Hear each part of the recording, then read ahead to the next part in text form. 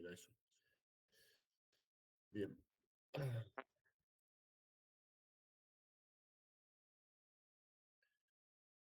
Como dicen los de oratoria, el mensaje es un 75% gestos, con lo cual vale más que las palabras. Y ahí la preocupación de la imagen.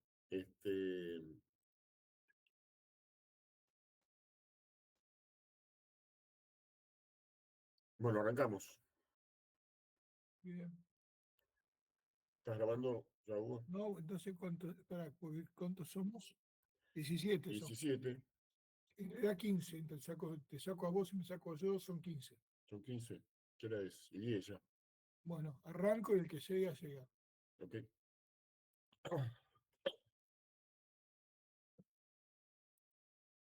Primero que nada, disculpas por el resfrío. Vamos a tratar de que no afecte mucho, aunque tengo la voz muy tomada. Pero bueno. Inicio. Íbamos. Dale.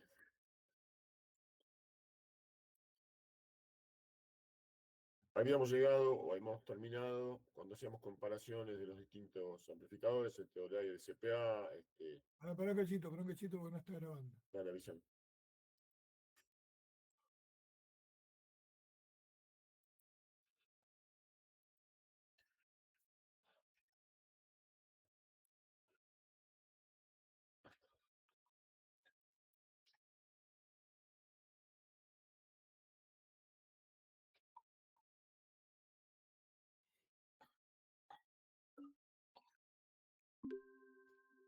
Ahí está grabando. Ok, perfecto. Bueno, decía que el martes pasado dejamos o terminamos cuando habíamos hablado de los distintos amplificadores, el TWT y el CPA, haciendo una comparación de las curvas. Habíamos hecho énfasis en las curvas de transferencia, que las curvas de transferencia del TWT tienen problemas de linealidad, desplazamiento de fase, no así las del SCPA, que es menor, si bien lo tienen, es menor, pero no lo tienen por una cuestión inherente a cómo es que trabaja el amplificador, no es una válvula, no tiene una onda viajera, no estoy afectando la señal, se estoy amplificando directamente con los transistores. Físicamente distinto, físicamente hacen efectos distintos sobre la señal. Entonces, el TWTA sufría de más impactos que podían darse en errores, y el SCPA tenía un comportamiento un poco más teórico, si queremos decirlo, limpio para nuestras aplicaciones. Entonces, les había dejado un ejercicio, que después lo vamos a discutir, pero lo que quería compartir con ustedes es, digamos, un arranque de qué es lo que puede haber pasado cuando estaban haciendo los ejercicios, qué es lo que se pueden haber encontrado, ¿no? Entonces, elegí dos amplificadores, un TWTA y un SCPA, para ver lo que queda de amplificadores, que son los parámetros fundamentales, y cómo se eligen, y sobre todo hacerlo real, qué es lo que pasa cuando uno se mete con un modelo, con un fabricante, y qué es lo que dicen las hojas de datos, qué es lo que ocultan las hojas de datos, o cómo presentan la información. No todos lo presentan igual. Entonces, ejemplos que vamos a dar, se ve clara la diferencia. También vamos a hacer mucho énfasis en el logo y el IVO, que hay mucha gente que piensa, una vez que tengo dos portadoras, calculo el logo, el IVO, la protección, cuánto de margen me voy a tomar, listo, ¿no? El logo y el IVO son producto de la intermodulación y de los otros efectos que tengo en la amplificación cuando meto más de una portadora, sobre todo en la intermodulación. O sea que cuanto más portadoras meto, más productos de intermodulación tengo, más ruido tengo, más back-off tengo que considerar, ¿sí? Y eso es una limitante muy fuerte para el amplificador, porque estoy bajando cada 3 dB que bajo la mitad de la potencia. Entonces, sí es una limitante fuerte. Entonces, el ejercicio lo hacemos muy teórico, como sabiendo qué potencia nos están pidiendo y de ahí se elegir el amplificador. Es más o menos en la vida real es así, el tema es que hay más grados de libertad cuando uno hace un telepuerto, porque no solamente elige, aunque a veces no puede, porque la antena se me puesta, elige la antena y elige el amplificador. definitiva, uno lo que tiene en el cálculo de enlace es un pire necesario, una potencia radial isotópica equivalente que hay que dar al satélite.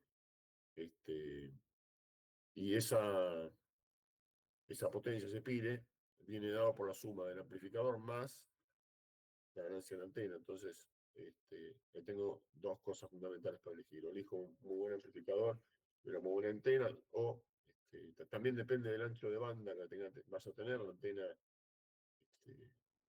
una antena chica que no me da buenas ganancias, no me permite una relación señal-ruido como el esperado, como la que deseo según el cálculo de enlace, y voy a tener problemas. Entonces, generalmente tengo más grado de libertad. Y generalmente el proceso de diseño en teleporto, donde, donde más impacta es en el presupuesto del teleporto, tengo que elegir qué antena, y eso va a impactar en dónde la voy a poner, cómo la voy a poner, qué tipo de base. Entonces, si es de 6 metros, si es de 12 metros en KU, si es más grande, de 9, de 11. Todo eso me implica la decisión del telepuerto. ¿Sí? En este caso suponíamos ya que la potencia la conocía y ya la antena la había elegido. Entonces, ¿cuánta es la potencia que estoy esperando por él? ¿Sí? Así que bueno, del TWT que elegí, que es es un CPI de 750 watts. Hay un montón de comentarios, todos los fabricantes ponen en esta hoja como decía, lo que quieren mostrar y lo que no quieren mostrar lo esconden, y dan los datos y no son todas comparables, uno no puede comparar directamente la hoja de un fabricante con la del otro. Entonces hay que tener ciertos cuidados al momento de elegir. En resumen, este TWTA es amplificador de tubo de onda viajera, o sea, es el mismo código del TWTA lo dice. La potencia 750 watts en banda KU, y la banda KU de este amplificador va de 12,75 a 14,80. Ahí hay que tener cuidado si están trabajando en banda KU normal o banda KU extendida. ¿Sí? Aplicación para enlaces ascendentes satelitales, para el diseño compacto, robusto, resistente a la intemperie. Todas estas son cosas que están en la hoja de datos. Alta eficiencia. TWT con colector dual de presado. ¿Sí? Acuérdense que tenía un diseño especial y ese dual de presado te permitía trabajar con más eficiencia, y era uno de los últimos hitos a la moda en TWT. Bueno, viene con esa moda. Calidad, amplio margen de refrigeración, opción Life Extender. Esto quiere decir que no es tan estricto el margen de temperatura, no tengo que tener una temperatura muy controlada, tengo un margen más amplio, por eso es una unidad, como al ser una unidad externa, va a estar sometida a las variaciones de temperatura y humedad que tenga afuera. ¿Sí? Así que ese es el tema. Arquitectura Canvas, inmunidad al ruido, robustez del monitoreo y control. Este Canvas es una herencia de la industria, un invento de Bosch para hacer un base de control entre distintos elementos, que esto conecta todos los elementos del telepuerto, se puede decir del switch, el amplificador, el switch de los LNA, LNB, lo que haya en la antena. Entonces uno puede con ese canvas y el sistema de control que le ponga, generalmente uno primero tiene el del fabricante, puede controlar todas las unidades. Es un sistema robusto, es inmune al ruido ambiente, está muy metido dentro de los autos tienen este canvas adentro de los autos. Una forma de ahorrar cablerío y de ahorrar problemas. ¿Sí? Tiene un control digital con interfaz Ethernet SNMP para poder monitorear el telepuerto también en forma online, desde el telepuerto o en forma online, online de donde sea. Diseño modular y diagnóstico remoto. ¿Sí? Si yo estoy conectado con esta interfaz, puedo ver qué le pasa al amplificador. Lo venden como opciones con un panel remoto, una unidad de rack, para controlarlos de la sala de cómputos, de monitoreo y control. Viene con interfaces seriales RS422 y 485, cada vez con menos uso. pero vienen para poder conectarme. ¿Quién usa esto? En un caso de emergencia, un instalador, la primera configuración, entra con un puerto serie y configura el equipo. ¿Sí? Eh,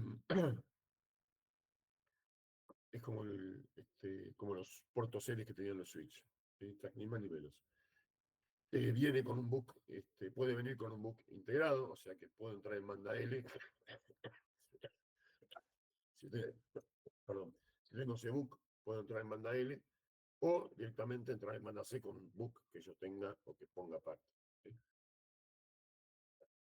Viene con un filtro opcional, filtro de rechazo de banda de recepción.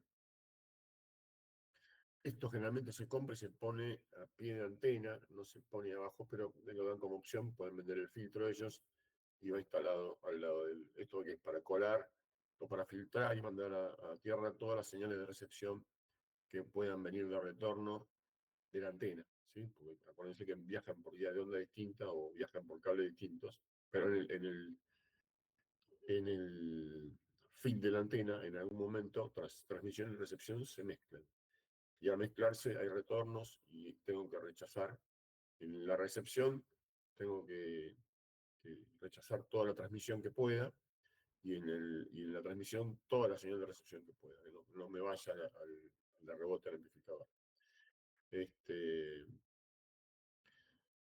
Life Predictor y Life Extender son dos cosas, marca registrada de CPI, que son sistemas de mantenimiento que me permiten monitorear las variables del amplificador y extender su vida útil con un mantenimiento preventivo.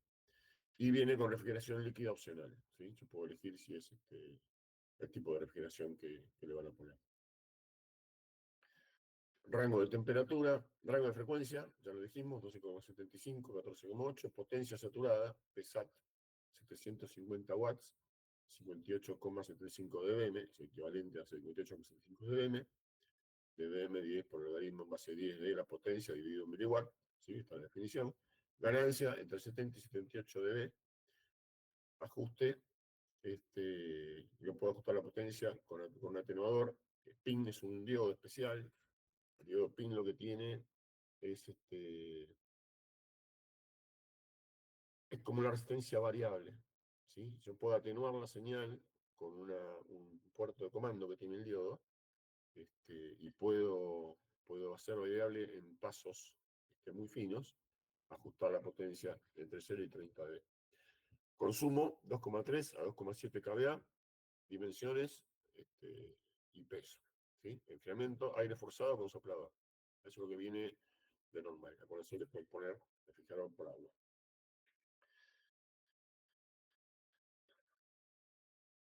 Esto porque acá dice potencia saturada CW. ¿Sí? Y después quise aclarar qué es esto de CW.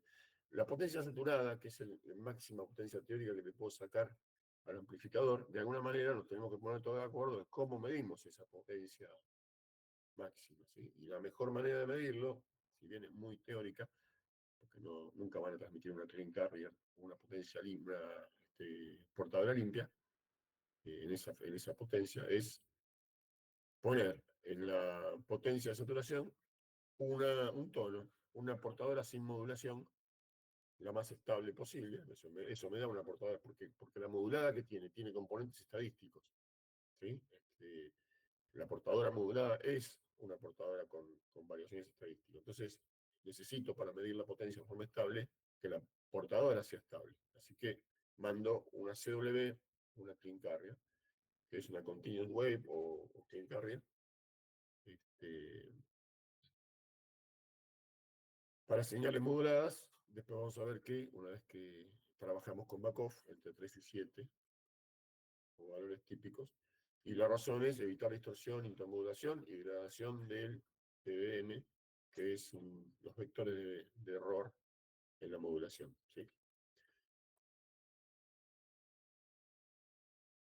El EBM, Error Vector Magnitude, magnitud de error de vector, es, supongamos que yo estoy modulando en esta modulación QPSK, perdón, 16QAM, con este diagrama IQ que me muestra los vectores, lo que yo estoy transmitiendo al aire, y el vector ahí, el de arriba de todo, el 1, 0, 1, 0, perdón, 0, 1, 0, 1, en realidad por desfasajes y errores en la numeración aparece en el vector de abajo. Entonces, lo quería leer en una posición y aparece leído en otra. Entonces, la resta de los dos vectores, entre el error deseado, entre el vector deseado y el vector leído, me da un vector error. Y eso es la suma de todos esos, la suma de la potencia de esos vectores errores es un valor que saco de los instrumentos de medición que mide todos los errores y me dicen el ruido de distorsión por interferencia, lineal del amplificador, por los puntos que no quedan donde tienen que estar. Entonces, ese valor se saca de un instrumento y lo que estoy tratando de hacer es, este, con el back-off, evitar por reducir al mínimo esos errores de, por modulación, errores en la modulación.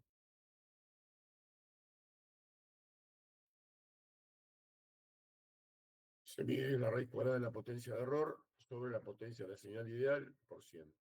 Un EBM bajo significa la señal es muy fiel al ideal, buena calidad. Un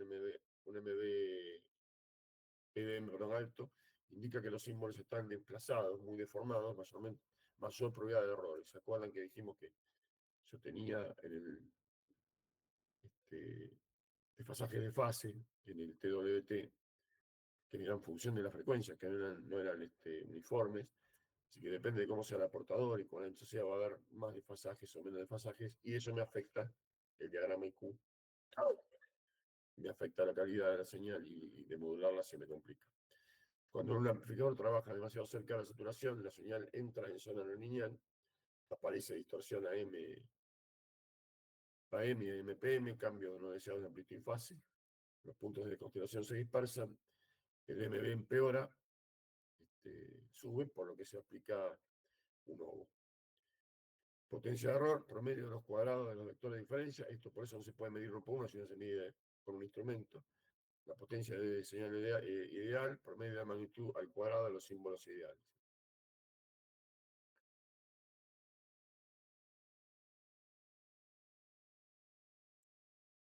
Entonces, recordemos que el logo era output back-off, que es la diferencia en dB entre la potencia de saturación y la potencia real de la salida cuando el amplificador trabaja en modo lineal, ¿sí? Y cuando tengo multiportadoras. El IVO está relacionado con el logo, es la diferencia en dB entre la potencia de entrada necesaria para la saturación y la potencia de entrada real cuando trabajo en la zona lineal, ¿sí? Son el logo y el IVO.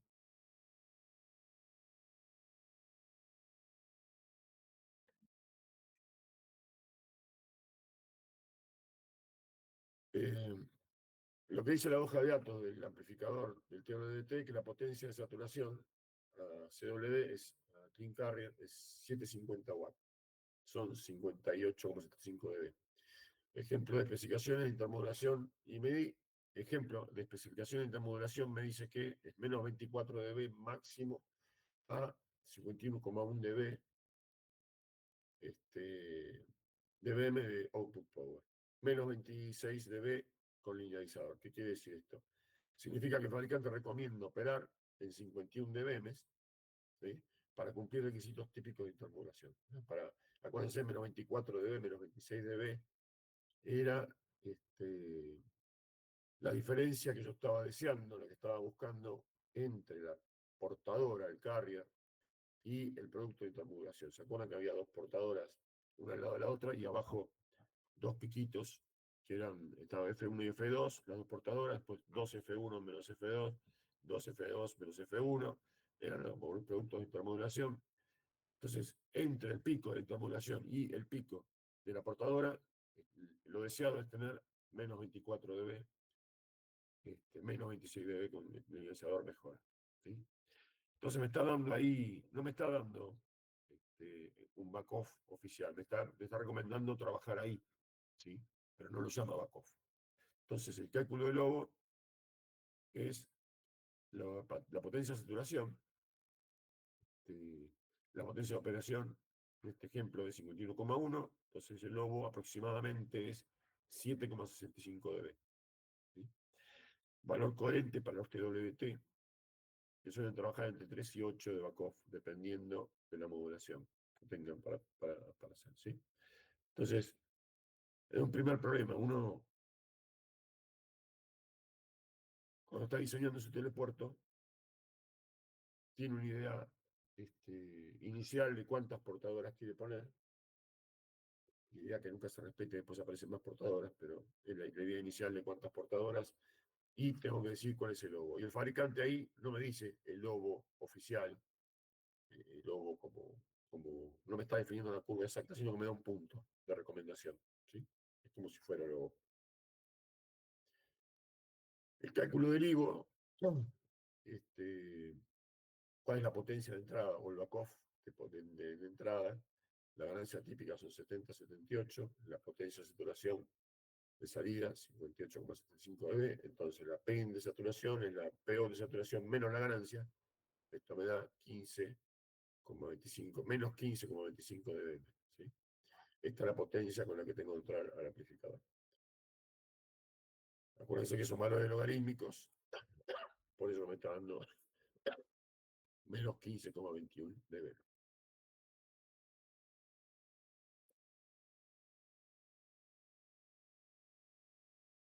Si la operación es en 51,1 de BMO, el TWA tiene la misma ganancia media, 51,1 más 74 me da menos 29,9 de BM. Entonces el IVO es la potencia de ingreso de saturación menos la potencia de ingreso de operación, menos 15,25 menos 29,9 me da 7,65 de BM.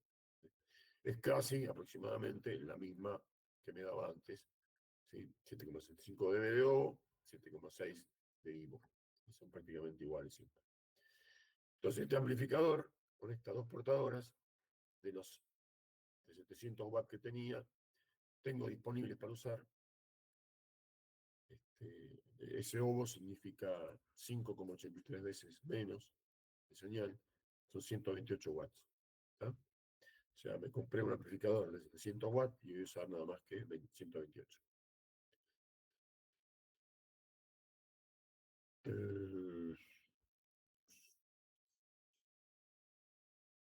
Bueno, esto ya lo mencionamos, este CAN bus simplemente lo tiene este fabricante, otros no tienen. Es un sistema de monitoreo, es parte del sistema de monitoreo y de gestión. Ejemplos de uso del BSWR, que no insistimos mucho, eso es BSWR, es el Voltage Standing Wave Ratio, es la relación de onda estacionaria, mide la eficiencia de acoplamiento entre PWT y la antena. ¿Sí? La fórmula es 1 más gamma dividido 1 menos gamma. Con gamma es el coeficiente de reflexión tengo en la guía de onda. La guía de onda coaxial es siempre el BSDR. Todos los elementos de la cadena me dan su propio BSDR.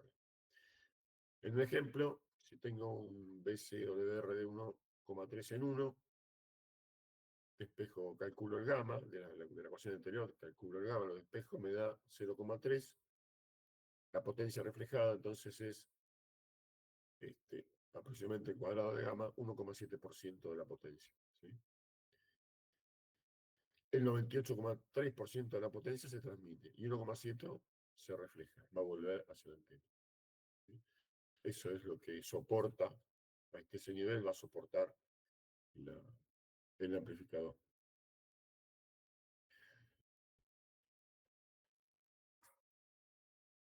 Gamma es el coeficiente de reflexión y habla de la impedancia de carga menos impedancia del amplificador sobre impedancia de carga sobre más la del amplificador. Es una relación entre las impedancias. Impedancia de carga, perdón, y de la línea. A partir de gamma se calcula el SODR y además la potencia reflejada. Es el uso que tiene. Necesito calcular cuánta señal se me refleja para poder saber con cuánta señal estoy afectando el amplificador. Acuérdense que si yo transmito con el amplificador a guía de onda abierta sin ninguna carga, es como que tuviera una resistencia infinita, es como que trata de devolverme, refleja toda la potencia transmitida para atrás, o la mayor parte, tiene una resistencia infinita, es como un espejo, digamos. Y eso puede romper el TWT. ¿Eh? El SCPA es un poco más resistente que el TWT. Estamos hablando entonces de tres ondas: la onda incidente, la onda reflejada y una onda estacionaria que no, no me va a afectar los equipos.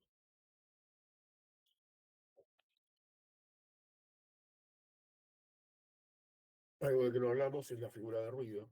En el amplificador, la figura de ruido mide cuánta degradación de la relación señal-ruido, el SNR, Signal to Noise Ratio, introduce el dispositivo respecto al sistema ideal.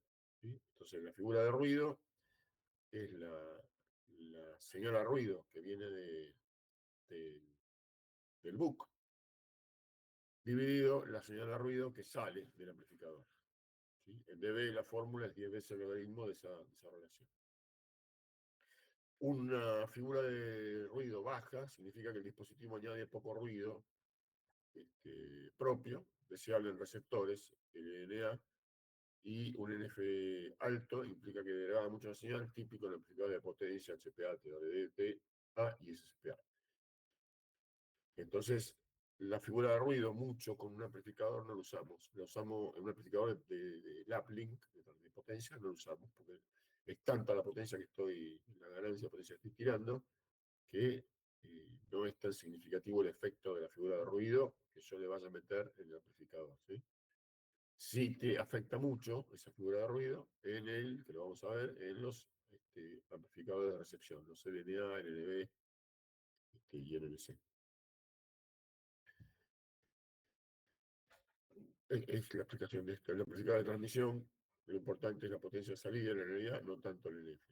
De hecho, un TLNA no es un NNA, genera bastante ruido debido al tubo de onda viajera, pero no afecta tanto porque no es la cadena de uplink, es la cadena de uplink, no la de recepción. Sin embargo, el fabricante sí especifica densidad de ruido de potencia, o sea, en él no vamos a encontrar la figura de un amplificador en el folleto, en la especificación, pero sí nos da una idea, una tabla de la densidad de ruido en, en todo el ancho de banda, con book, sin book, dependiendo de entre qué bandas lo estemos midiendo. ¿Sí? Me dice distintos ejemplos de la densidad de ruido.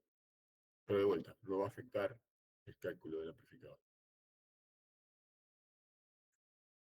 En lugar de dar un F directo, como daría un LNA, CPI de la densidad espectral de ruido del TNT añade distintas bandas. Ejemplo, de los 150 de watt por cada 4 kHz, significa que el ancho de banda de 4 kHz, el ruido del amplificador es 10 a la menos 15, a menos 15 watts, muy bajo, extremadamente bajo comparado con la potencia útil, de salida útil, cientos de watts.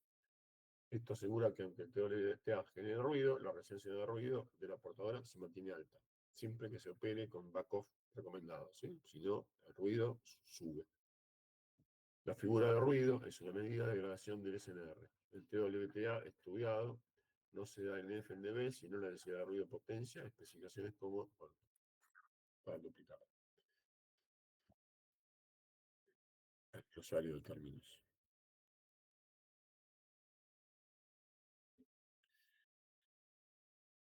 También tomé un SCPA, que es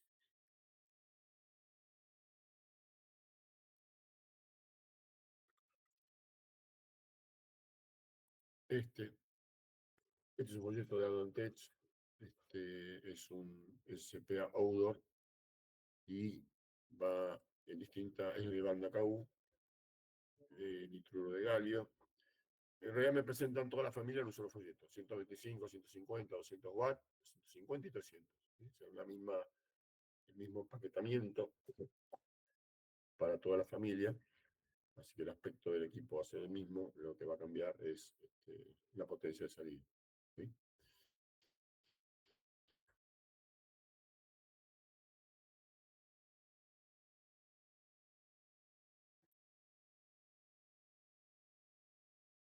Bueno, El Génesis, SCPA, SCPB. SCPA es el amplificador sin MUC, el SCPB es el amplificador con un MUC metido dentro del amplificador, o sea, es un amplificador de estado sólido basado en tecnología nitruro de galio, diseñado para aplicaciones aplicables de banda KU, disponible en toda la gama de la familia, combina alta potencia de salida con eficiencia robustez en entornos hostiles. Esto es muy marketinero, es porque es un equipo de exterior. Características clave. Arsenuro de galio, mayor eficiencia, densidad de potencia frente al LDMOS, los amplificadores anteriores, SCPA o SCPB, book integrado, opción de entrada del RF, tengo SCPA o banda L, ya que en el mismo equipo tengo dos puertos y puedo decidir con qué le voy a llegar al equipo, si con señal ya con un book externo, para con banda L directamente en la zona de campus, o con directamente la señal del RF. Control remoto y gestión, tiene una interfaz web server, SNMP V3 o puertos series, o distintos tipos de puertos. ¿Sí? Monitoreo integrado, potencia directa y reflejada, es lo que le puedo medir, puerto muestreo calibrado y alarmas discretas. Mantenimiento fácil, fuentes, verificadores reemplazables en campo, así que lo puedo expansurar mismo donde está montado para no perder tiempo y ahorrarlo directamente ahí en la antena. Diseño outdoor IP65, opera a menos 40 más 55 grados, 100% humedad de condensación. Las normas IP 65, 66, cada número especifica puntualmente a qué se refieren. No quiere decir que mayor número sea mejor calidad o mejor, sino que cada uno se aplica para un caso distinto. Si voy a estar con agua presente por lluvia, si voy a tener nieblas salinas, si voy a tener tormentas, o sea, para cada uno de mis diseños voy a tener que elegir qué IP65 le voy a aventar.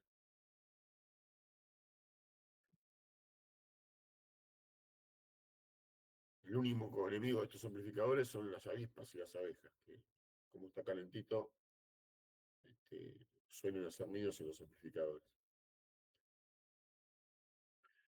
Especificaciones técnicas relevantes, banda de operación, menos 13,75, 14 extendido, entrada de 950 a 1700, banda L, potencia de salida y define P lineal y producto de intermodulación a menos 25 dBc, medio la especificación es parecida a la definición que hacía CPI. El de 155 watts más 48 dBm, el de 150 watts más 48,7, 200 watts 50, 51 y 51,7. Perdón. Fíjense que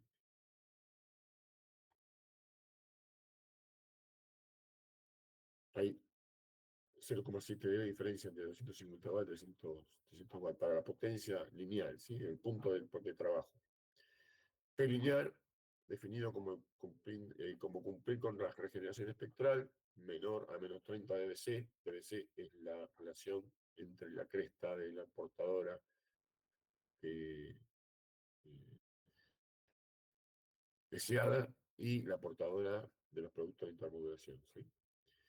Pero, a diferencia de, como acá nos tenemos que poner de acuerdo siempre cómo medimos, el fabricante me dice que esto está medido con portadores en QPSK de 2 megasímbolos por segundo y con un roll-off de 0,35, una separación de 0,35. Entonces, es importante saber que esto está generado de esta manera si lo quiero comparar con otro amplificador. ¿Sí? Pero bueno, lo importante es cuáles son los puntos de trabajo, potencia P lineal que voy a sacarle al amplificador.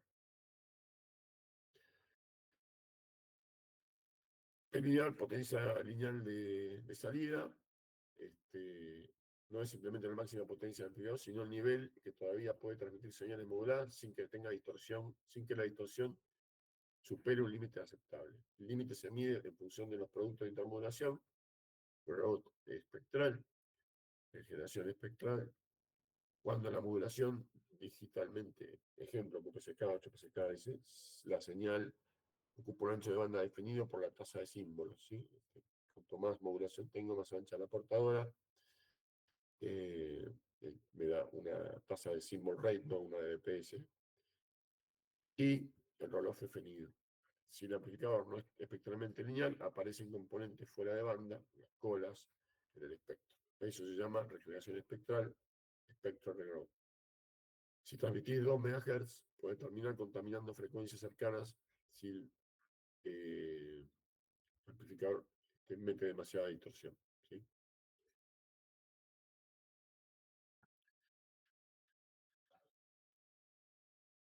El criterio de menos 30 dBc significa que los componentes fuera de la banda deben estar a 30 dB por debajo de la portadora principal. O sea, es la diferencia entre picos de las portadoras y los productos de termoción. Este es un requisito típico de organismos reguladores. ¿Sí? Estos valores lo fijan, una máscara que fija Intelsat, FCC, para que no se interfieran con los carriers vecinos. ¿Sí? Esto es lo que mide, va a pedir que transfieran cuando están probando una antena. En Intelsat, cuando hacían una puesta en marcha de un telepuerto, había un procedimiento que se llamaba SSOG Test, que implica medir todos los parámetros de la antena con máscaras. Entonces había controles de elevación, controles de azimut, lo mismo variando la polarización para ver que la antena no afecte ni a otros satélites ni a otros amplificadores, otros eh, en el mismo satélite, ¿no? Que no estén interfiriéndose a los carriers adyacentes. En el contexto de QPSK, 2 Mbps y roll-off 3,5, modulación de prueba elegida, porque es estándar exigente. Da los detalles de, qué tipo de prueba se le hace para medir estos menos 30 dB. ¿Sí? En definitiva, en el momento que se vaya a medir, le van a decir cuál estándar van a seguir, cuál es la máscara que tienen que cumplir y qué portadora va a tener que poner. No le va a pedir el operador de teleporte, va a pedir ponerme una portadora, en el caso de la máxima potencia de pin carrier, en este caso va a pedir una portadora modular de QPSK de 2 Mbps con ese roll-off. El fabricante los define entonces prelineal como la potencia de salida máxima en la que una portadora QPSK 2 Mbps con roll-off 75 cumple esa regeneración espectral. En otras palabras, esta es la potencia que puedes usar sin romper las máscaras de espectro exigidas por los operadores ambientales. Es un modo de decirte no uses el amplificador a plena potencia, la potencia útil es perineal, no la potencia del folleto. Porque más allá de eso, tu señal ya no cumple con los estándares satelitales. ¿Sí? Lo habíamos visto cuando vimos la curva de transferencia, ¿se acuerdan del amplificador? Que había una zona lineal y un punto donde me separaba la linealidad perdida, definía un primer punto que era la potencia de 1 dB de variación entre la teórica, que era siguiendo la recta, y la real, que era cuando empezaba a degradarse, había 1 dB, ese punto es uno de los puntos que definen la característica de calidad del amplificador. Después tiene un segundo punto que era la potencia de saturación. Entonces, esta es antes que la curva empiece a separarse, o donde yo decida, si el back-off es mayor que eso, porque quiero estar más protegido, bueno, más adentro de la zona lineal me voy a meter. Acuérdense que siempre más adentro de la zona lineal me meto, me da menos ineficiente todo esto, y porque estoy gastando más energía en algo que no estoy aprovechando. Bueno, el equipo este tiene una ganancia de 75 dB, ajuste de ganancia de 20 dB en paso de 0,1 dB, bastante fino el ajuste. Tiene una planicidad sobre la banda de más menos 2 dB, y un slope sobre 40 MHz de más menos 0,3 dB. Una cosa es lo plana que es la banda, y otra es la inclinación que tenga en toda la frecuencia dentro de banda. Y la variación de temperatura, 1,5 dB, más o menos 1,5 dB, que es la estabilidad de la portadora de temperatura. Por todas estas cosas, es que cuando ustedes apuntan a una portadora, aparte que el satélite se mueve, aparte que están a 36.000 kilómetros, que apunta a la portadora y la portadora se mueve. ¿Sí? La portadora sube y baja, pues es tan difícil encontrar el máximo y saber diferenciar si esa variación es porque moví la antena o cambié la polarización o si estoy sufriendo todas estas variaciones en el enlace.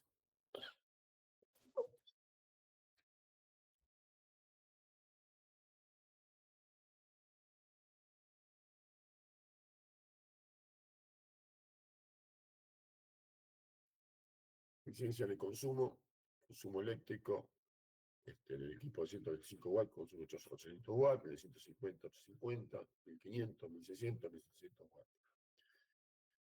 La eficiencia aproximada de conversión es de 12 a 15%, típica de amplificadores de potencia de nitro de galio. Esta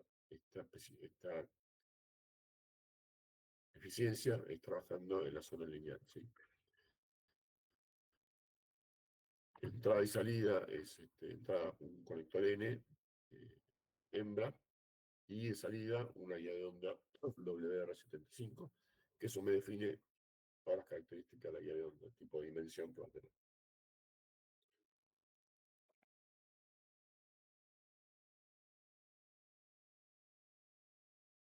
Nada, especificaciones mecánicas, ¿sí?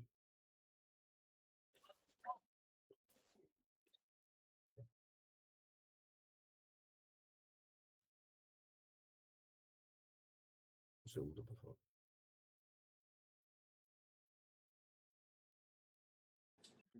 Perdón que interrumpa. Sí, No se olviden de dar el presente.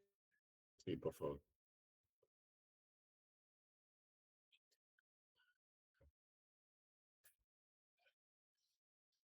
Bueno, el IVO y el OVO del SCPA al estudio.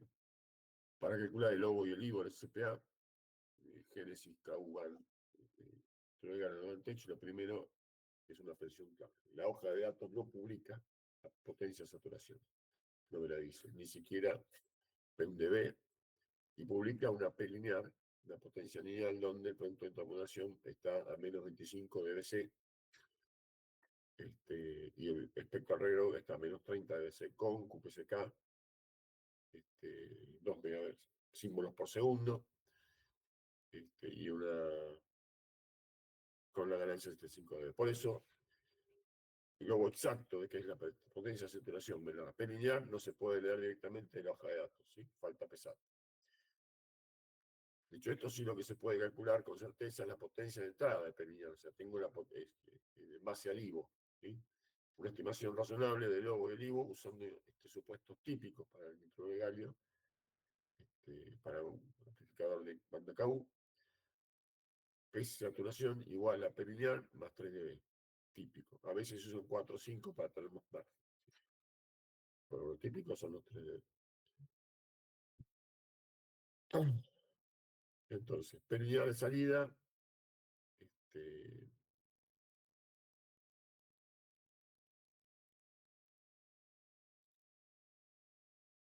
entonces tengo para un modelo de 125 watts, P lineal más 48,0 dB, ganancia 75, el P in en el punto de P lineal es menos 27 dB, ¿correcto? Y así calculo, restando una de la otra, menos 48,7 menos 75 me da menos 26,3. Esa es la potencia de entrada con la que yo tengo que venir desde el BUC o al BUC para, para ganar ese CPA, para poder, estar trabajando en el punto de linealidad. ¿Sí? Estimación del lobo y el IVO con supuesto típico, PSAT igual a P lineal más 3 dB, el lobo es 3 dB por definición, si asumimos la ganancia se mantiene, el IVO 3 dB también, PIN menos SAT es igual a P lineal más 3 dB, tengo el lobo y tengo el IVO, ¿sí? Supongo la misma cuenta, la potencia de saturación, le sumo al amplificador los 3 dB y la misma de forma que hice antes, calculo el IVO. Y saco la potencia de entrada. Perdón. Suponiendo en ambos casos que el IVO y el lobo son iguales a 3 dB. Si fuera 5 dB, me dan los márgenes nuevos, cuáles son mis potencias de entrada y cuáles son mis potencias de salida. Lectura práctica en nitruro de galio, un amplificador de nitruro de galio, usar un nuevo 3D puede alinearse con el criterio de intermodulación de menos 25 dC y un reloj de 30 dBc que define linear en esta hoja. Algunos operadores piden más limpieza, o sea, más, son más exigentes, con lo cual es común en otros puertos elegir 4 a 5 de ovo y no 3. La tabla rápida de ovo sugerido, regla del más o menos, del pulgar, valores orientativos para cumplir el producto de intermodulación y el espectro regrowth, ajusta se puede ajustar uno más o 2 dB si la máscara es particularmente estricta. Entonces, para una portadora, 2 a 4 portadoras, 6 a 8 portadoras, 10 a 16 y más de 16, ¿sí? Con distintas modulaciones. Eso son ejemplos de cuánto back-off le tengo que poner si tengo un TWT, un SCPA, y el primer caso sin DPD, que es un ionizador, en el segundo caso también sin DPD, y en el tercero con DPD. Estos son los márgenes que tengo de ovos sugeridos. Fíjense que a medida que aumento las cantidades de portadoras, a medida que la cantidad de portadoras aumenta, el back-off que voy a tener que usar aumenta. ¿Sí?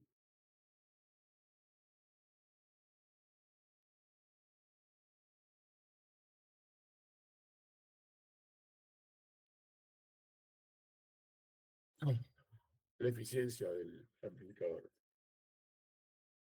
Hay una eficiencia que se llama PAE. La PAE mide qué tan eficiente es el amplificador para convertir la potencia de corriente continua en potencia útil de red. La fórmula exacta entonces es el PAE. La potencia añadida, la eficiencia de potencia añadida es la potencia de salida del amplificador menos la potencia de entrada, potencia isotrabajo en el caso de la lineal, la potencia de entrada en ese valor, la potencia de salida lineal también del otro lado, dividido la potencia de corriente continua, por 100. Eso me da, hago la resta entre dos, porque la señal no entra mágicamente y se genera el amplificador, sino que viene ya con una potencia determinada, se la tengo que restar, eso me da la eficiencia de todo el conjunto.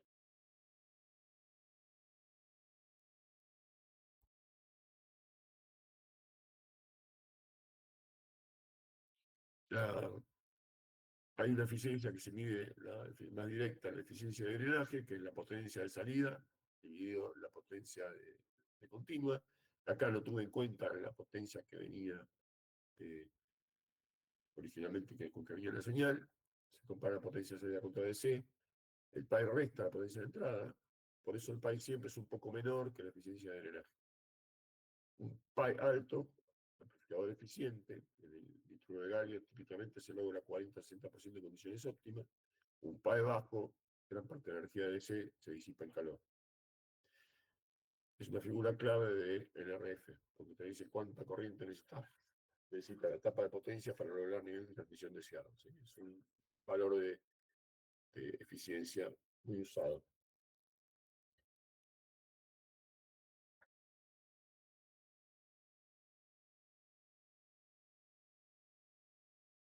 Un ejemplo numérico, potencia de 100 watts, potencia de ingreso 1 watt, PDC 30 watts, la corriente con que alimenta el amplificador, entonces la potencia mediante tiene 3%.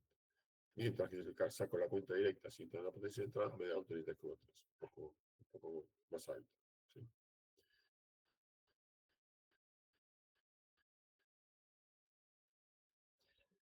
Esto a modo de recuerdo, acuérdense que estamos, no, el amplificador no me está definiendo la potencia de saturación, que es esta. Me está dando aparentemente este punto, y yo estoy suponiendo que esto está a 3 dB. Pero esto no es suposición mía, es una suposición de diseño. No me están dando ese valor teórico, ¿sí? Acuérdense de este punto es un punto totalmente teórico, que es la unión de la línea de amplificación lineal, que hasta acá no voy a llegar nunca, pero es extensión de esa línea, y la tangente a la curva de los productos de intermodulación, ¿sí? El punto de intersección, me define en realidad, a veces se da ese punto como definición y ya me están definiendo la curva un poco, porque sé por dónde pasan los productos de intermodulación. ¿Sí? Y a partir de acá, estoy seguro que estoy por debajo de los 26 dB que me están pidiendo. Entonces, si yo tengo este punto, tengo esta pendiente, sé dónde está el cero, corto, subo, me tiene que dar cerca de la potencia 1 dB, ¿sí? Un dB de compresión. Es otro punto que me define, normalmente definido en los amplificadores.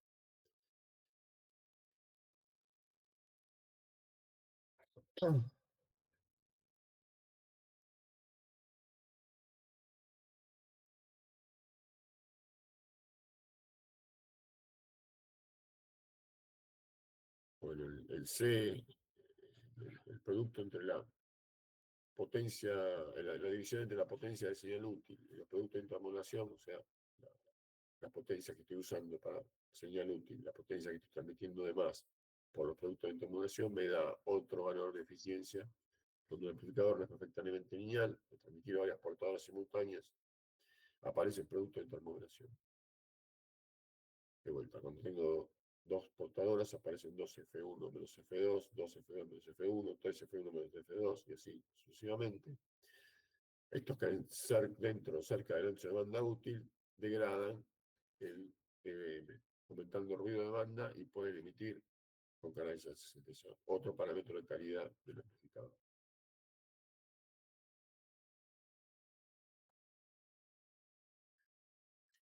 Relación entre esta relación de portadora con intermodulación, importancia del sistema multicanal, el CIM va alto, mayor a 30 dB, la portadora es mucho más fuerte que las distorsiones, buena linealidad, y si el C sobre IM es bajo, las intermodulaciones son comparables a la señal, se degrada la calidad de la transmisión. Un sistema de un solo canal, ejemplo CPC, QPSK, el amplificador se puede operar más cerca de la saturación, con un modo bajo.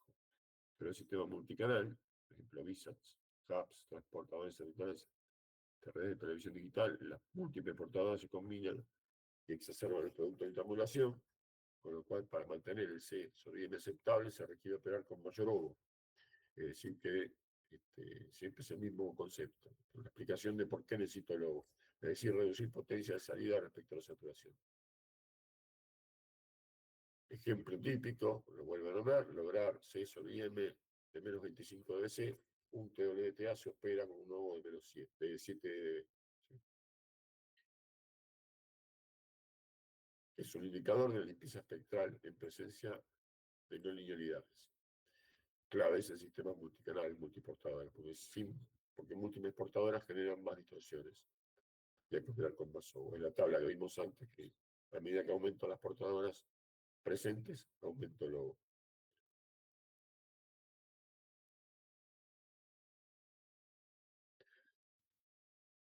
Bueno, tengo algunos amplificadores que vienen, o que les puedo poner, ya los habíamos mencionado el otro día, distintas técnicas de mitigación de la no linealidad. O sea, este, operar el amplificador alejado de saturación en la zona lineal es la más básica de todas. Alejarme bastante del punto de saturación me garantiza estar dentro de la zona lineal. Entonces tengo menos cosas que mitigar porque estoy trabajando holgado en potencia. La ventaja es muy sencilla y mejora la linealidad. La desventaja, gran pérdida de eficiencia. El TWA me deja de 750 watts solamente 120 watts lineales. Entonces, es muy fácil trabajar acá, pero pierdo eficiencia. Hay una técnica digital, que es el DPD, que lo había mencionado antes, Digital Predistortion, se implica un procesamiento digital previo al amplificador, se distorsiona la señal a propósito y de forma inversa a la no linealidad del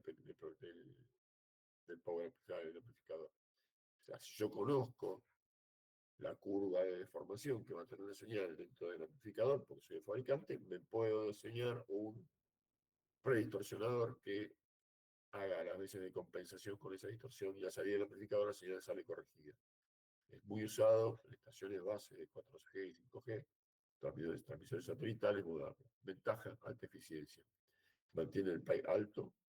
La desventaja requiere hardware más esta, DSPs y FPGA, integración continua. ¿Sí? O sea, esto no existía cuando no existían los DSP, los Digital Signal Processors. ¿Sí? Corrección en bucle, feed forward y feedback. Feedback reglamentación, medir la salida y ajustar la entrada en tiempo real. Feed forward es extraer señal de error en el producto de intermodulación y cancelarla inyectándola de nuevo. Ventaja, excelente supresión de distorsiones. Desventaja, circuitos complejos, eficiencia reducida, menos común hoy. Antes se usaba mucho más. Cuando aparecieron los DPD, se dejaron de usar estos correctores. Idealización de RF, predistorsión analógica, uso de redes analógicas, diodos de transistores para compensar la curva de AM y AMPM del Power Amplifier. Fue popular en satélites y microondas antes de los DSP, hoy en día es reemplazado por los DPD, y que mucho no se usa. El uso de arquitecturas de amplificación espectrales Direct Amplifier combina a un amplificador principal y un auxiliar de alta eficiencia en back-off. Envelope Tracking, ET, la tensión de alimentación sigue dinámicamente el aumento de la señal y mejora la eficiencia de la linealidad. Si no lo excito de más, tengo menos ruido y aumento la linealidad, la eficiencia de la linealidad. T-Rex Outphasing divide la señal en fases y luego recombina reduciendo la distorsión. Muy usados en LTE y 5G, no en comunicaciones satelitales. Filtrado y diseño del sistema, añadir filtros de canal y de armónicos para reducir emisiones fuera de banda, selección de modulación y reloj más robustos, ejemplo QPSK en lugar de 664 QAM, cuando hay alta no linealidad. Bueno, pues esto es bastante relativo, porque la definición de la modulación está un poco ligada al tipo de servicio que voy a dar, la velocidad que necesito del otro lado, ¿sí? ¿Sí? Y el ancho de banda que voy a requerir o que tengo disponible. Como todo eso se paga mensualmente, es otro de los elementos además que voy a tener en este trade-off, el amplificador, la antena, el ancho de banda, la modulación, son todas cosas que hay que elegir en el cálculo de enlace, cuál es la combinación que más me sirve, que más minimizar los costos de ese enlace y la más robusta que tengo, ¿no? La más robusta a la calidad que voy a prestar. Ejemplo práctico, un TWTA de 750 watts con un nuevo 7,65, como el que vimos en el ejemplo. Si se opera en saturación, la eficiencia es del 60%, pero pésima linealidad. Me da un producto de carrier contra intermodulación de menos 15 dB en vez de los 24 que estoy necesitando.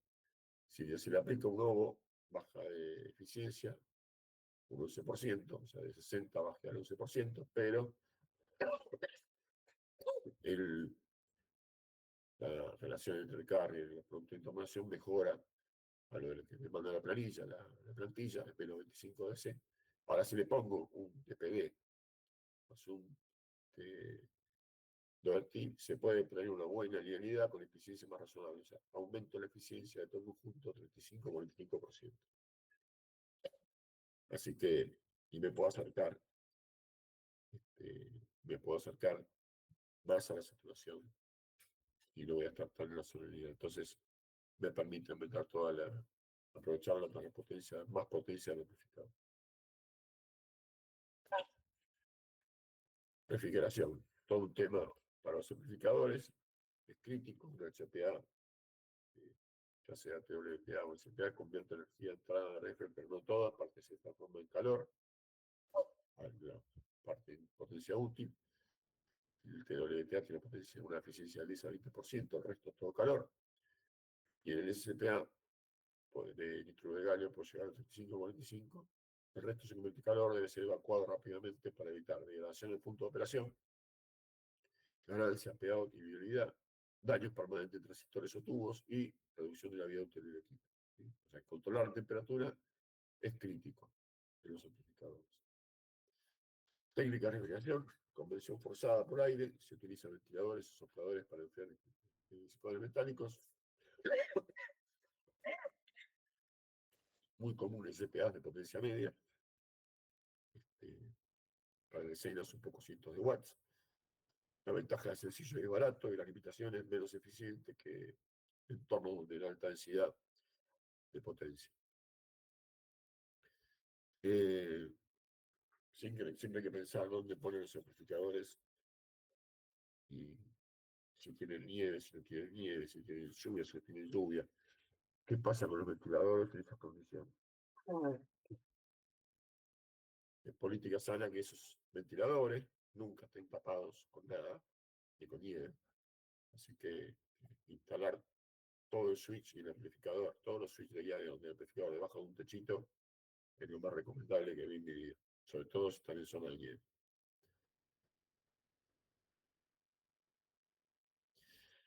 Hay amplificadores que tienen refrigeración líquida, se hace circular agua o líquidos eléctricos, platos de enfriamiento, paneles de enfriamiento, en contacto con el amplificador. Según es común entre WTAs de alta potencia, cientos de watts a kilowatts, y en estaciones terrestres. Ventaja, gran capacidad de evacuación de calor. Desventaja, requiere bomba, intercambio de calor y más mantenimiento.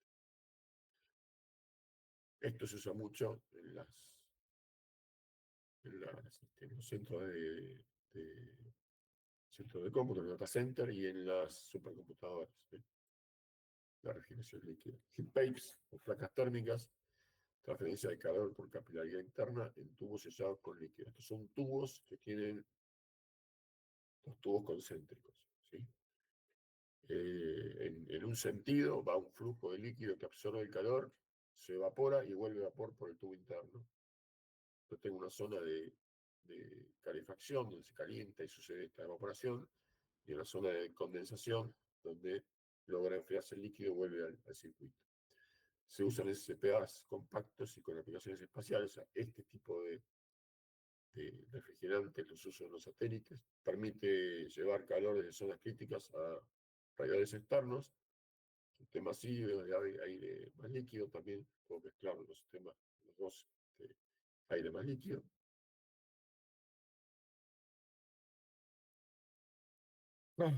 Gestión térmica inteligente, más allá de carga de la refrigeración.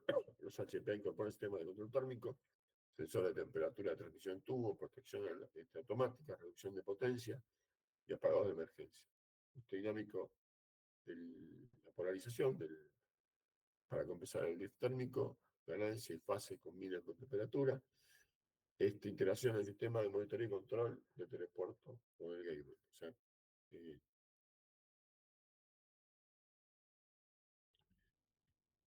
refrigeración y gestión térmica, importancia de operaciones espaciales, el satélite y la gestión térmica es aún más compleja, no hay convección, tengo vacío, se usan radiadores y heat pipes para disipar calor hacia el espacio. El control térmico es clave para la confiabilidad de las misiones que duren 15 a 20 años, ¿sí? La vida de un satélite estacionario al menos. Así que esos amplificadores sí tienen una gestión térmica distinta a los terrestres. Por último, todo esto lo voy a instalar, ya sea indoor, ya sea outdoor, y voy a tener que tomar la aconsejable decisión de qué sistema de monitoreo les pongo.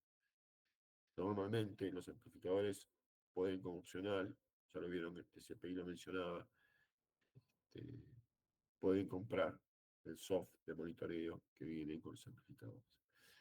Ahora, lo sano es, si tienen un telepuerto con varias antenas, es tener un sistema integrado de monitoreo. Estas empresas que están acá, menciono algunas de las empresas que tienen sistemas de gestión donde en una pantalla de una PC del centro de cómputo, del NOC, donde están los operadores, van a ver distintas pantallas de diagramas de red, donde se van a ver los switches, los amplificadores, los NNB, los NNA, los switches de la cadena de recepción, todos los elementos conectados que tengan conexión de alguna forma que este sistema que vayan a poner la tenga habilitada, sea SNMP o algún otro tipo de vinculación, todo presentado en un diagrama que lo tienen que, es un trabajo de integración que tienen que hacer, que lo puede hacer el fabricante de software, lo pueden hacer ustedes, para obtener un diagrama de teleporto completo y manejar todas las variables y hacer un panel de control, una vista rápida de cuáles son las cosas que les interesan este, tener como diagrama de red. Es como cualquier diagrama de red, les va a marcar qué equipos están operativos, cuáles están lejos de stand-by, cuáles están con falla, si fallaron, cuáles conmutaron.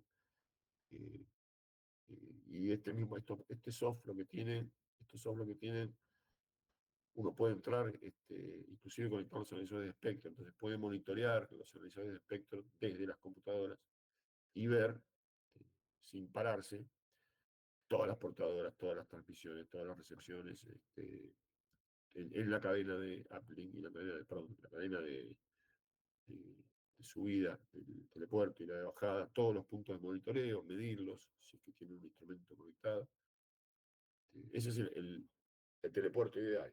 ¿Sí? La otra es ir midiendo cuando tengo un problema, si es que no tengo el presupuesto para hacer esta integración. Pero cuanto más grande es el telepuerto, más probable es que tenga este software, una plataforma de monitoreo que me dé un pantallazo, una vista general del, de todo el telepuerto. ¿Sí? Si no es ingestionable, si no es todo suposición. ¿Sí?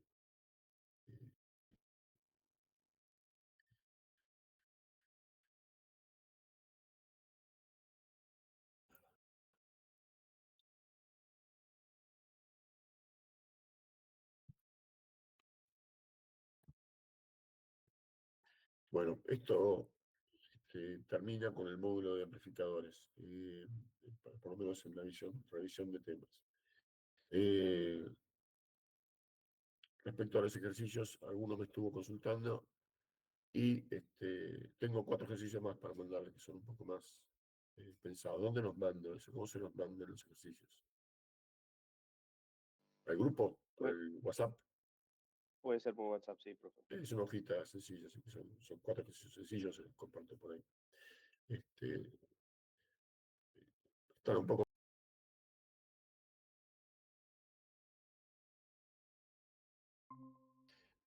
Acá es sin marca, pueden poner lo que quieran, es libre.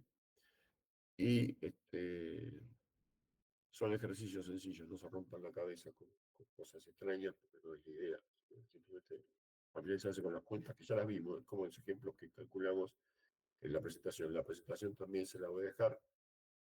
Este, y bueno, antes de hacer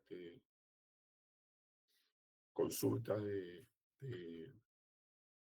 los ejercicios que tengan o de dudas que tengan, vamos a compartir un ejercicio real, pero mental en este caso, sobre qué harían ustedes como operadores de telepuerto. ¿Sí? Entonces tienen un telepuerto que tiene 2 antenas, una de 9 metros y otra de 11 metros. Este telepuerto está en Argentina. Tienen un sistema de energía con un generador eléctrico de backup que funciona, que no tiene tablero de transferencia automática. ¿Sí? Entonces, los operadores de telepuerto, que son 2, cuando se corta la luz, tienen que salir corriendo uno a prender el grupo generador y el otro a la sala de energía a conmutar manualmente la línea de alimentación. ¿Sí? 2 operaciones manuales, porque en ese momento, estamos hablando del año 92, 93, el telepuerto no tenía tanta automatización. ¿Sí? Entonces había 2 antenas apuntadas a 2 satélites distintos, este, con de banda C las 2, no se corta la luz. Un día una tormenta muy fuerte, se corta la luz del telepuerto. Esto es real, ¿eh? Como llueve mucho con la tormenta eléctrica, la escalera para bajar de hacer operaciones era metálica. El operador se patina y se cae adentro de un volquete lleno de placas de Durlock cortadas, pero con placas en los costados, o sea, placas verticales no permitían ver que se había caído adentro. El tipo se cae, se golpea, se desmaya, queda tirado ahí adentro. El segundo operador salió corriendo a la sala de conmutación. Empieza a conmutar la llave, pero ahora ve que el otro operador nunca prendió el grupo electrógeno. Va, lo prende él, va a conmutar. Son esas llaves con carga, ¿vieron? Que hay que darle mecánicamente a la llave una carga mecánica para poder conmutar rápido. Es una palanca que uno le da una acción una vez y dos veces y tres veces. Hay todo un procedimiento escrito. Y conmuta y no conmuta. Y la luz seguía cortada, el grupo electrógeno funcionando y no logra encender el teleporte. El teleporte se empezaba a apagar porque las UPS ya no daban la energía, el tiempo suficiente como para dar. Entonces empieza a apagar el teleporte. Se apagan de racks, de líneas, se empiezan a apagar, se empiezan a apagar, se empiezan a apagar. Se apagan los HPA, se apagan los TWT, se apaga todo el teleporte. El operador le da la llave, leyendo el procedimiento que lloraba porque no podía prenderlo. Después tenía que hacer todo un procedimiento. Bueno, despertaron todas las alarmas, llamaron a todo el mundo y empezamos a caer el teleporte a ver cuál era el problema. Bueno, se logra, aparece la energía, se apaga el grupo, se conecta todo y se empieza con el procedimiento de reconexión de todo el teleporte. Entonces, primero hay que elegir qué se prende. El primero que se prende son los TWT, hay que calentarlos. ¿Sí? No se pueden prender así nomás. Entonces se empiezan a prender selectivamente cada una de las cosas. Y eh, todo empieza a recuperarse. Los enlaces, todos empiezan a hacer planes de emergencia para avisarle a los clientes lo que había pasado, que ya estaba todo superado. Pasan 2 días y algunas portadoras, algunas remotas, eran de Visa, no eran de CPC, empiezan a poner, una antena estaba dedicada a las visas y la otra tenía enlaces SPC o MSPC. Los enlaces MSPC funcionaban, pero las visas empezaron a tener problemas, sobre todo las que estaban muy remotas. Entonces, ¿qué acción tomarían ustedes en ese caso? ¿Por qué se están cayendo algunas remotas? ¿Qué podría haber pasado? Porque aparentemente prendió todo bien y está todo funcionando correctamente, sino que evidentemente hay algo en la potencia, hay algo en el nivel de señal, sobre todo en remotas que están muy al borde de que no logran engancharse, que tienen muchos errores. ¿Cuál es la acción a tomar?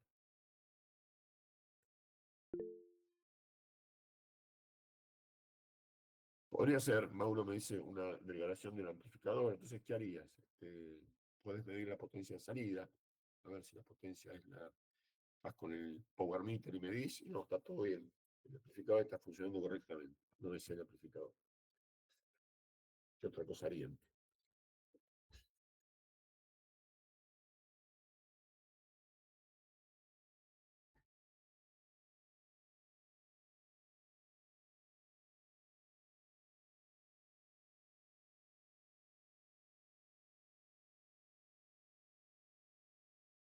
La antena es fierro, así que la antena no es. La guía de onda es fierro, tampoco la guía de onda iba a ser. La potencia estaba medida, estaba bien.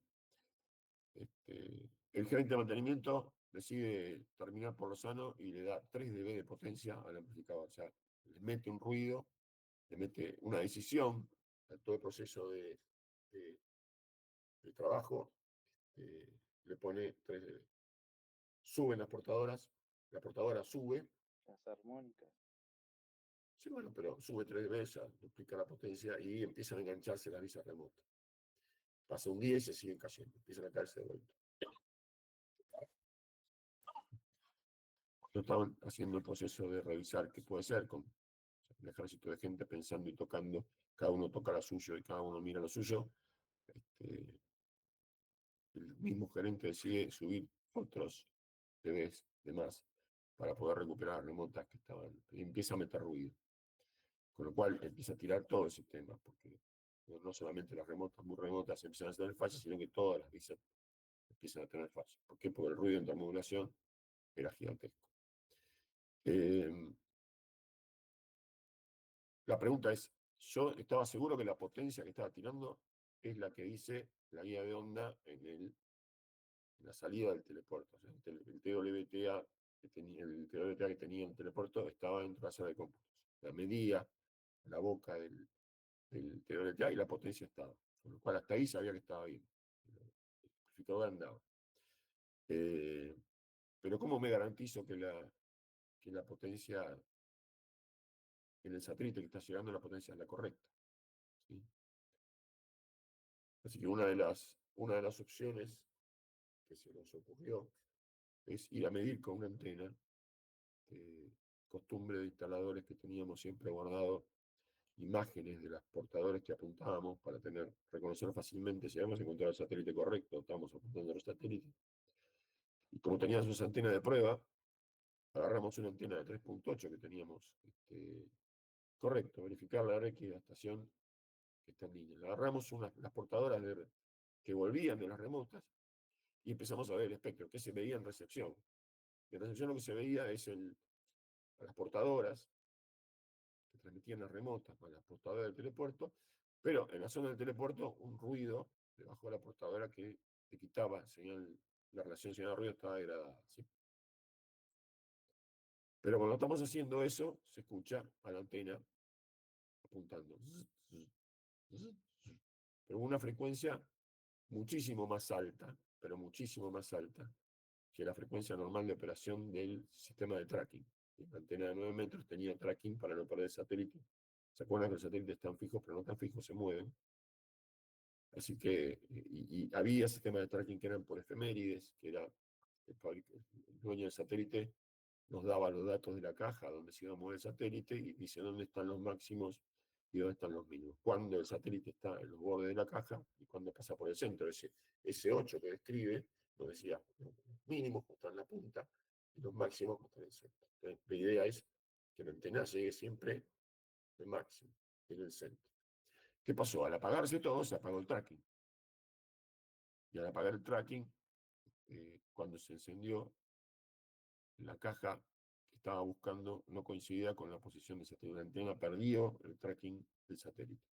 Estaba buscando sola dónde estaba el satélite y cada vez que buscaba perdía de vez porque estaba desapuntando la antena. ¿Sí? Entonces la caja que tenía era mucho más grande de la que tenía que tener y se degradaba cada vez más y perdía una señal. ¿Sí? Así que es un ejemplo real de cosas que suceden. Se perdió así, correcto, se perdió el apuntamiento a la máster, que era algo que uno en esa época, no, la máster, ¿cómo se va a desapuntar la máster? La locura. Cuando se lo dijimos al gerente del telepuerto, casi nos cuelga. Costó convencerlo, si no venía a ver la antena, venía ya está zapateando, le decíamos, pues estaba bailando, moviéndose permanentemente, digo, esto no es normal. Así que sacó un joystick que tenía el fabricante de la antena, que era una antena NEC, puntó la antena a mano, según la última efeméride que tenía el fabricante, y la antena enganchó. Ahí vio realmente, porque al estar desapuntada la antena, cuando ustedes tiran potencia de más, no la ven. Ustedes lo que miden son la recepción.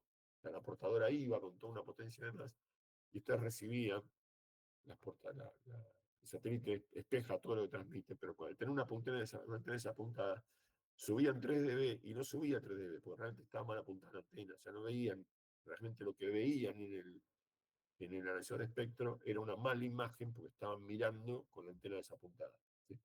Viendo esa misma imagen con una antena paralela, pero bien apuntada fija, por lo menos, sabiendo que la 3.8 no necesita tracking, en banda C.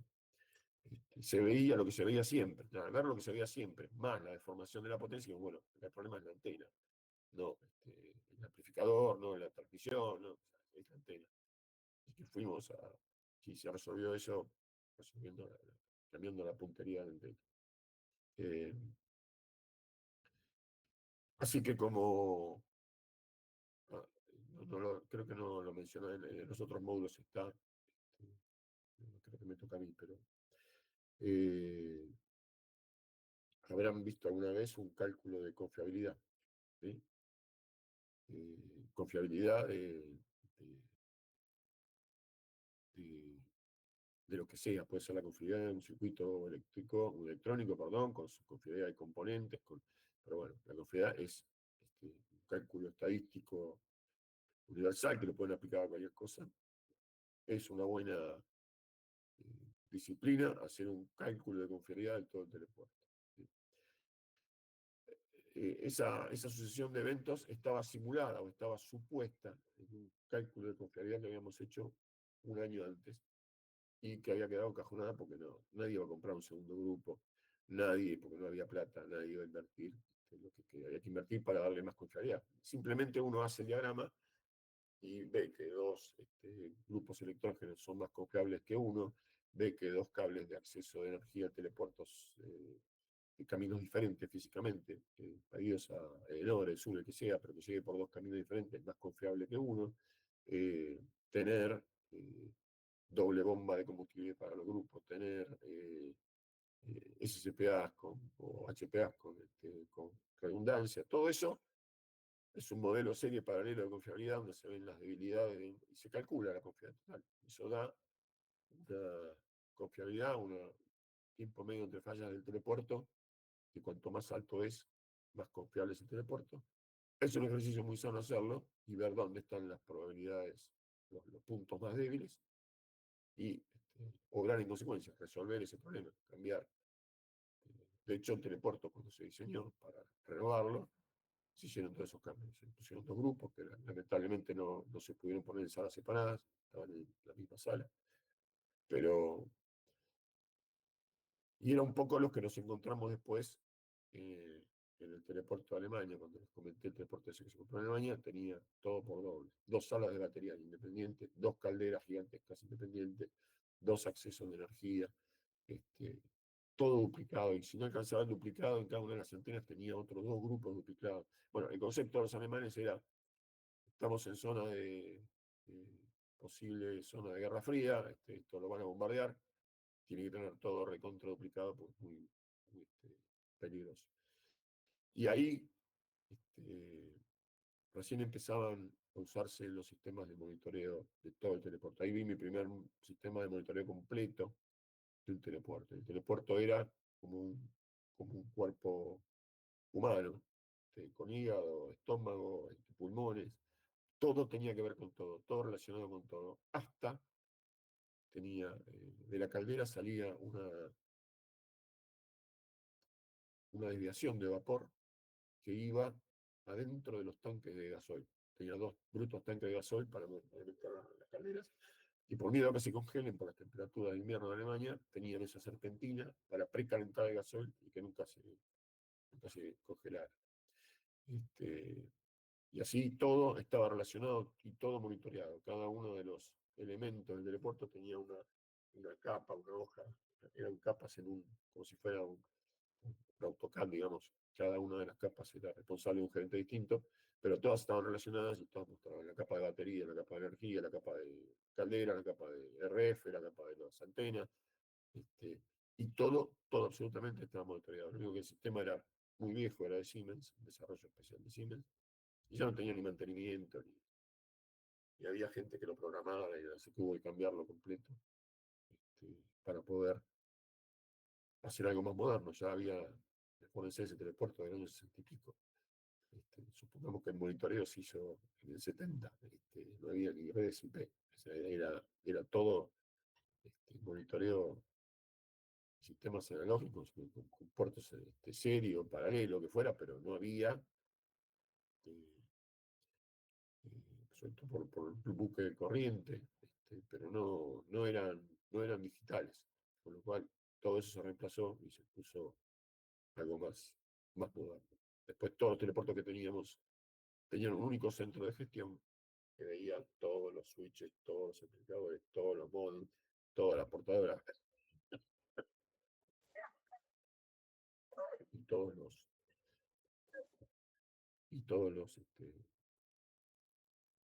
¿cómo se llaman? Los agresores de espectro.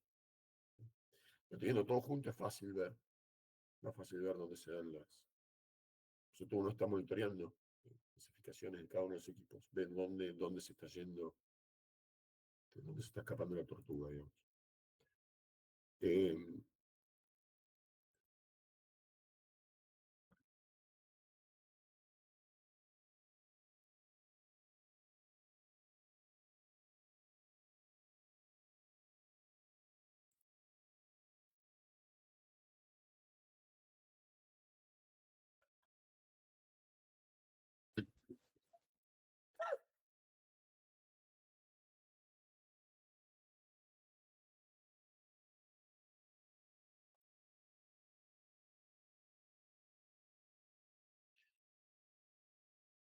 Bueno, esto ya se lo estoy mandando por WhatsApp.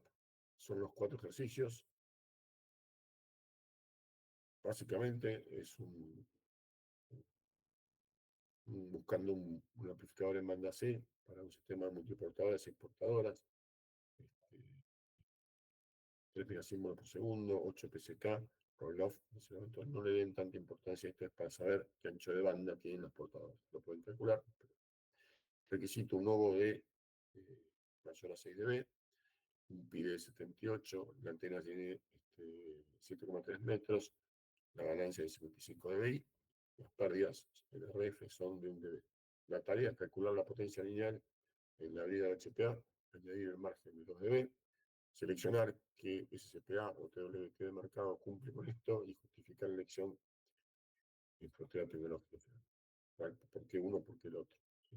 Son distintos, son muy parecidos, nada más que uno es en banda C, el otro en banda KU, en banda X y en banda KK. ¿Sí? Entonces, estos 4 ejercicios para tener el ejercicio de mirar las hojas de datos de distintos fabricantes, buscarlos y eh, que les surjan dudas y preguntas sobre esto. ¿Sí? Profe, el último punto que dice justificar elección en frontera tecnológica, ¿a qué refiere eso? ¿Por qué pones un amplificador de nitruro de galio? ¿Por qué pones un TWTA? Si el cálculo te dio muy justo, necesitas mucha potencia, que por ahí el amplificador de Estados Unidos no te da, entonces pones un TWTA, pero te voy a trabajar con más back-off, pero te cansa. Entonces vas a tener que tomar una decisión si estás muy justo, si pones una cosa o la otra. Nada, ¿por qué no elegiste? Porque no me alcanzó la potencia, porque no conseguí. Perfecto. No nos estamos metiendo con el costo, porque eso es algo que tendríamos que tener un amigo. De hecho, los tengo, pero me va a costar convencerlo de tener los costos actualizados de los amplificadores. Tengo costos viejos, no muy viejos, pero estaría bueno ese ejercicio numérico también. ¿Por qué poner uno, por qué poner otro? El ejercicio siempre es numérico. ¿Sí? Siempre es asociado a un budget que tenga la empresa y saber por qué gasta una cosa. Y sobre todo también decidir cuánto margen le van a dar al desarrollo, o sea, cuántas más portadoras van a poder. Por eso, estos equipos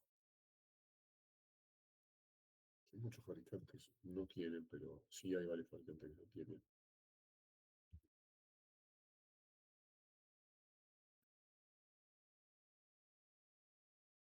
Estimar.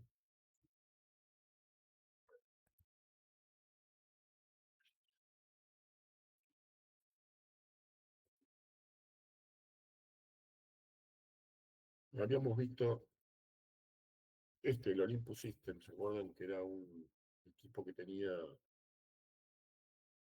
eh,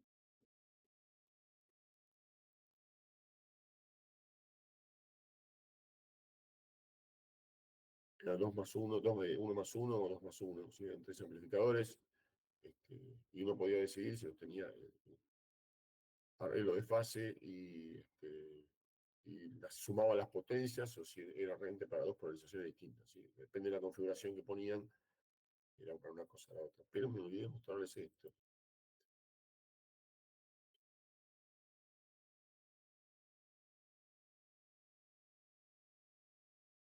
1, 2, 3, 4, 5, 6, 7, 8 amplificadores. ¿Sí? Una combinación de 4, de 8 amplificadores que permite sumar potencias y llegar a algo muy parecido. Fíjense, podemos llegar a 2 kilowatts, ¿sí? Con las ventajas del SCPA, que trabajamos más cerca del punto de saturación, con las ventajas de no tener TWT, que tiene más deformaciones, más deformaciones de fase. Entonces, y tiene otra ventaja que es, yo puedo comprarme el sistema y no ponerlos todos juntos, ¿sí? Sino que voy comprando amplificadores a medida que los voy necesitando y ir creciendo a medida que mi telepuerto va creciendo en clientes. No me necesito comprar los 8 amplificadores juntos. Sí necesito comprar el switch, toda la ferretería, pero no voy a hacer inversión completa de cero. Entonces, estas configuraciones de estado sólido están muy interesantes porque resuelvo el tema de la potencia, resuelvo el tema del ruido, resuelvo el tema de la inversión, resuelvo el tema de-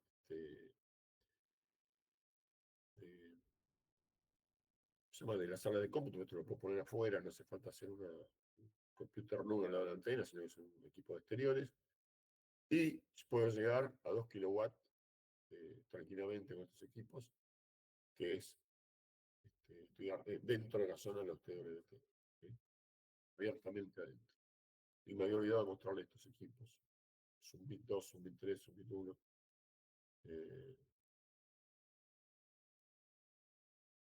Son muy confiables y estables, como todo el CPA.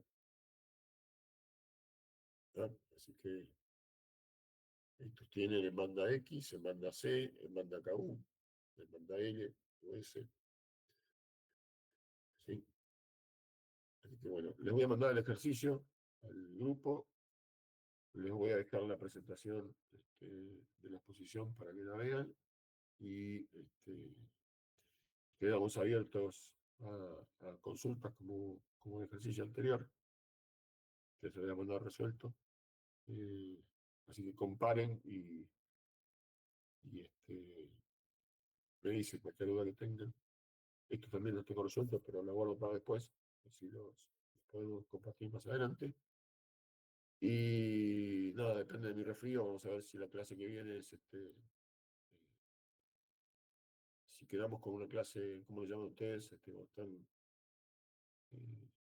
con tema para hacer en remoto ustedes, sino participando en la clase, pero así que bueno, depende de cómo llegue, vamos a ver ese tema. Mientras van a tener los ejercicios para hacer, ¿sí? No doy más de la voz, la verdad, no doy más. Lo siento mucho, pero bueno, no quería cancelar la clase de hoy. ¿Consultas? ¿Se No, entendió? yo creo que Sí, van a salir. No, decía que creo que van a salir. sí, sí, esto surge Con el cuando trabajo. uno está, cuando uno está enfrente del, Del ejercicio. del ejercicio. Como me pasó cuando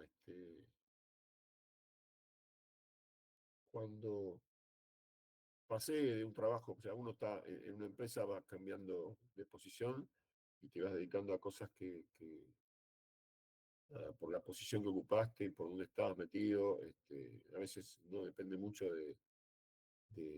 yo cuando entré a IMSA, era una especie de segunda línea después de los gerentes. Los gerentes tenían, los gerentes, los jefes, y tomaron un grupo de recién recibidos para, para formarlos y para tener de backup, en realidad para joder a los jefes, porque no fue para otra cosa. Todos, jefes y gerentes, eran el que más electrónico era un ingeniero eléctrico, los demás eran todos mecánicos, no entendían ni de qué estaban. No, había dos, perdón, porque el gerente de RISAT era un profesorazo, que es ingeniero Marrone, y había otro que venía de Entel, que era experto en satélites, que eran los dos que sabían del tema, el resto, ninguno. Entonces, nada, a mí me tocó mucho estar del lado del campo y con los contratistas y manejar, y había que educarlos y había que formarlos y aumentar la calidad de servicio y ver, a mí me tocó estar mucho de ese lado, y después me tocó estar mucho del lado del escritorio con la gestión de todo eso, porque son procesos. Así que por un tiempo había abandonado la parte técnica, ¿no? Entonces, cuando me voy de ahí y me voy a la empresa esta americana, que se hace la operación en África, el teleporte estaba en Inglaterra, pasa esto que le quiero decir. Uno se sienta adelante en ese aspecto y dice, bueno, a ver, ¿cómo carajo era esto? ¿Cómo era que tenía que medir? ¿Cómo era que tenía que? Cuando uno se sienta frente al ejercicio del problema, empiezan los problemas. ¿Quién me da el folleto? Al recorrer varios fabricantes se van a dar cuenta que los folletos son distintos. Entonces, más o menos las cuentas van a ser parecidas, pero se van a encontrar con eso. Así que si se encuentran con problemas, preguntan. No, no duden, me mandan un mail, un mensaje WhatsApp. Hay, Sí. ¿Hay alguna bibliografía que pueda recomendar como Sí, para ver? sí, se las voy a...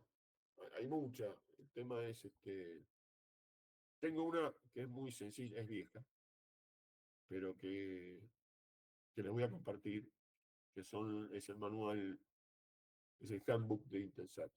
¿Sí? Algunos lo tendrán, lo habrán conseguido. Es como la Biblia. Muchos de las generaciones de satélites pasaron por ese manual. La última versión de Intelsat de ese manual está disponible o que se puede conseguir. Es la de 2006, creo que no me acuerdo. Es vieja, pero da todos los conceptos básicos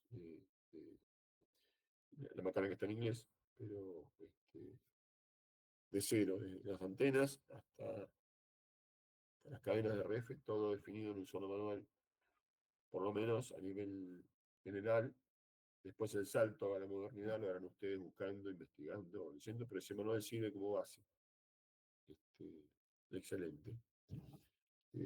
Está en PDF, así que se pueden buscar y sacar los pedazos que quieran, traducirlos si no tiene proyecto en inglés, si no tiene frases en la cabeza en inglés, los pueden leer directamente, traducirlo. Este, Eso nos va a ayudar mucho. Muy claro, ¿no? Muy claro. Lamentablemente no tengo los cursos viejos. Yo vi en África y en Roma, y el que teníamos del italiano este que nos formó nosotros, que también eran de años de la colonia, pero también eran muy, muy buenos. Nada, lo que cambió mucho son los satélites, las potencias, los equipos, las modulaciones, los códigos de corrección. Uno se mete en las señales propiamente dichas. este, Hoy tenemos códigos de corrección que nos acercan a los teoremas de Nyquist, la relación señal-ruido es muy baja para poder tener una portadora de modulada, y antes eran 4 veces más. Eh, Hoy con una portadora de 5 dB, 6 dB estamos como conformes, y antes tenían 12, 15 dB, sin empacharse, nadie se moría por eso. Pero bueno, eran otros tiempos, otros satélites y otras poblaciones. Y siempre a la cola de los modems tampoco había señales IP. Lo que había eran puras señales de datos puros y duros, con cables, con el pinout a definir. Cada uno de los fabricantes de modem usaba su conector, con lo cual era una ensalada de cables y conectores y pinout que no, indigerible. Nada que ver con lo que es ahora un telepuerto. Nada, igual el libro en lo teórico sirve muchísimo, así que también se lo voy a dejar. Cualquier otra cosa que tenga, también se lo voy a dejar. Inclusive el libro hay un manual que está muy bueno, que es el sistema de descanso, ¿lo conocen? Deep Space, es un poco el diseño de todo el sistema Voyager, la explicación de toda la comunicación del sistema Voyager. Con lo cual, ahí está todo definido. Este, Dimensiones, el tipo de amplificador, los cálculos de enlace, la problemática que tuvieron para diseñar la misión. Es excelente ese manual, es de la NASA. Sobre todo porque no estamos trabajando ahí con satélites fijos, ¿no? Sino con algo que se mueve y que se mueve muy lejos. Y que ese también se los voy a, no para que lo lean ahora, sino que para que lo tengan. Y algún otro libro que tenga en PDF, se los comparto, para que también lo tengan de referencia. Todos esos libros están en inglés, no están en castellano. ¿Sí? Así que bueno, me pondré al tanto de dónde cargan las cosas y iré pasando los links para que lo vayan viendo. Pero por lo pronto les dejo el ejercicio en el WhatsApp, y todas las consultas que tengan sobre los ejercicios y el ejercicio anterior las vamos revisando, ¿sí? Así que hoy le pido disculpas, vamos a dejar acá, pues ya no hay más. Así que si no tienen otra consulta, otra pregunta, nos vemos el martes que viene en principio, ¿sí? Perfecto. Muchas gracias. No tengo ninguna Gracias, duda. Pete. Hasta el martes que viene. Muchísimas gracias. Bueno, gracias. Perfecto, Gracias. hasta el martes que Gracias, viene. hasta luego. Que se mejore. Hasta Gracias. luego. Adiós, buenas noches. Chao, buenas noches.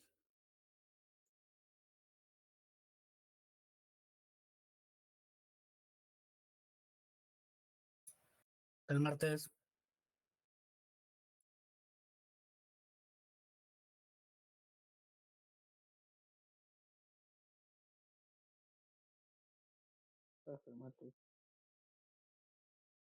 Hasta luego. Buen fin de.